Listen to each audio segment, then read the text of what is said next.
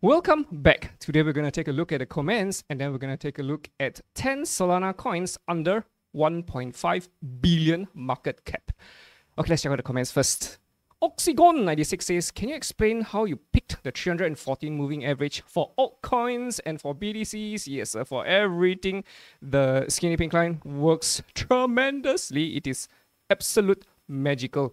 The reason why 314 moving average works because it's pi, right? The reason why it works is because charts are waves. Anything that is circular in motion, and you will see that pi is found in also many famous formulas.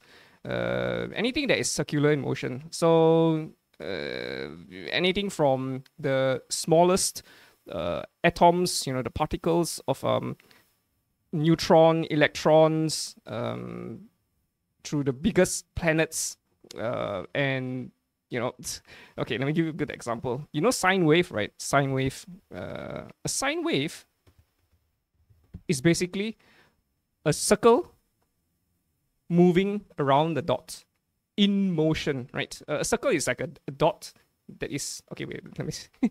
Sine wave, GIF, circle moving. Yeah, so this is what you call a sine wave, right? Look at this. Doesn't this look like a chart to you, right? And it's just a circle in motion, right? Revolving around the dot at the center. And this is what sine waves are. So if you look at charts, right? BTC, let's say we go to BTC. It's just waves as well. BTC is basically waves. So this is why the moving average works, right? So, if you were to take things that are moving like that, right? And if you were to flatten it, right? If you flatten it, it's actually a circle. So that's why it works. So that's why the skinny pink line is awesome in that sense, right? Yeah, normally you just use it to tell whether if the trend is bearish or bullish. That's it. It's basically just the circumference divided by the diameter of a circle. But it works. It works. It's just magic. So, yeah, something very unique. But if and when you do become a profitable trader yourself, you also have your own unique strategy, system, methods. And yeah, this is something I feel very unique to me. I don't see anyone else using it. So, yeah, there you go. Anyway. Hope that helps. And thank you, sir. You're welcome. Oh my god, we've been waiting for 3 years for DOT. Yes, to do something, and you say next cycle in another 4 years. Not sure you'll be alive. Okay. The best ever, best. One of the OG technical analysts, pretty famous if you don't know him by now, is called his name is Jesse Livermore. And according to Jesse Livermore, patience is the key to success. And patience is how you tell a person from a gambler and a speculator. Okay, let me just... Patience.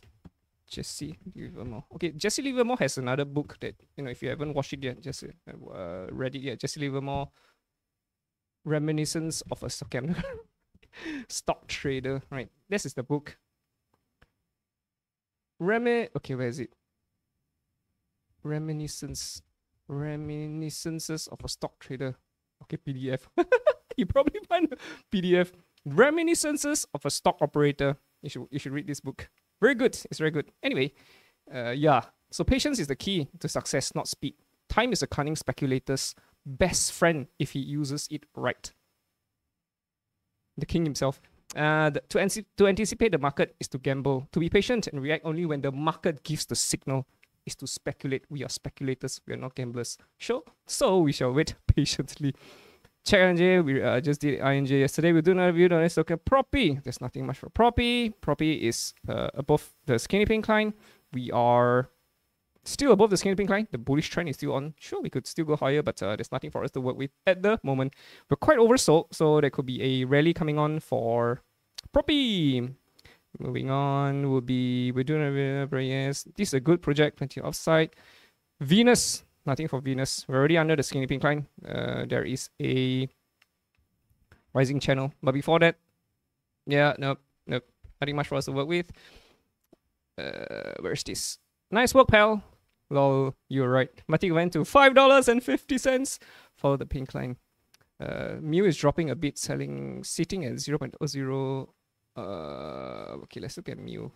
Mu is still in a consolidation, so I will still expect Mu to eventually do well at this point of time, right? I mean, if Bitcoin collapses, obviously Mu is going to collapse as well. But as it stands, Mu is still in consolidation as long as we do not take out these lows. The moment we take out these lows, that's it. We move on. Where's this? All right, let's get straight into today's coins. We're gonna do Solana ecosystem tokens.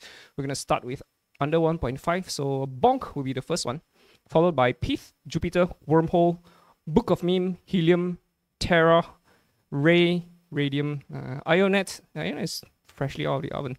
And GMT. Let's get straight into it. BONK against USDT. Here we are for BONK.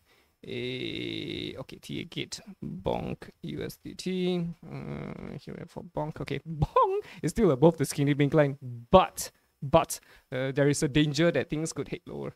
What I mean by that is that if you see there's a rally, right, and every time we rally, we get pulled down. Strong rally, we get pulled back down again. Strong rally, feels like we're getting pulled back down again. This means that the whales are preparing to potentially pull the price under the skinny pink line. And this, if you could just draw a line across, it's a very nice support line. Sure, we're above the skinny pink line. Sure, the trend is still bullish. But could this be the end of the trend? We're already up 22,000%. Insane, right? Could this be the end of the trend? Sure. It could. Could we still continue higher? Sure, of course. Because this is a lower high. So this whole thing could still turn into a squeeze over here. We could still continue higher for BONK. So yeah, again, but in terms of tradability, it's a no-go. PYTH network. PYTH. What's PYTH? Charlie PYTH. PYTH against USDT. Here we are for PYTH. Okay, let me see if I have it on Gate. Nothing much for us to work with. We're gonna move on from PYTH to Jupiter. JUP is actually much better than Raydium, and I've been trading on JUP a lot. You can even set limit orders. Anyway, for JUP, ta-da! We have a target fresh out of the oven for you at 65 cents. We're at 75 cents. Another 10 cents towards the downside. We just identified the rising channel. So if the preceding trend is bearish, the subsequent trend, more likely than not, should be bearish as well. So we're being conservative with our targets. If Jupiter clears this low, it's going to go so much lower. Right, but again, even if we were to drop here, right, I suspect Jupiter could be forming a very big descending triangle eventually. So be careful about going long for Jupiter. Wormhole, WBTC. Here we are for Wormhole. Okay, you can see this, right? Mountains, down. Yep, WUSDT, not looking too good. So if you look at UW, yeah, same thing. Look at this rising channel. And we're down. Yeah, I think there's a little bit more downside, right? We're probably gonna breach 30 cents. So stay safe. Stay safe. Book of Meme. Boom against BTC. Where are we? Boom BTC. Here we are. Anything? Oh boy. Right, you can see it. Shades of a descending triangle. Mountain 1, Mountain 2. We get third mountain. That's it. That's it, boys and girls. BOME against USDT. BOME is another one. Game of memes. I actually downloaded the game and played it. BOME against USD. Yeah, it doesn't look good to me. Right. You can see mountains. Yeah, it could be a descending. Not looking good. It's not looking good. Book of Meme is at, where was it? 600 million. When it came into the scene, it was 900. Okay, 50%. It was 1 billion. 1 billion. Crazy stuff. Highly overvalued. There's so many meme coins which I think are highly overvalued. It's like ripening for a shot. So anyway, Helium, HNT against BTC. Here we are for Helium, NT for Helium. Helium is under the CNA pink line. It's not too good. Helium got delisted on Binance last year. Binance delist Helium. Yeah, March 17. So too bad. The announcement came in March 17. Too bad. Nope. Anything for Helium against BTC? Okay, this looks very scary. Why would I say that? This looks like a head and shoulders. So if you get a right shoulder over here, that's it. We could be heading lower. Helium is not looking too good, boys. Helium against USD. Look at it on gate under the skinny pink line. So the trend has already switched bearish. The moment we broke it, oh, bullish trend.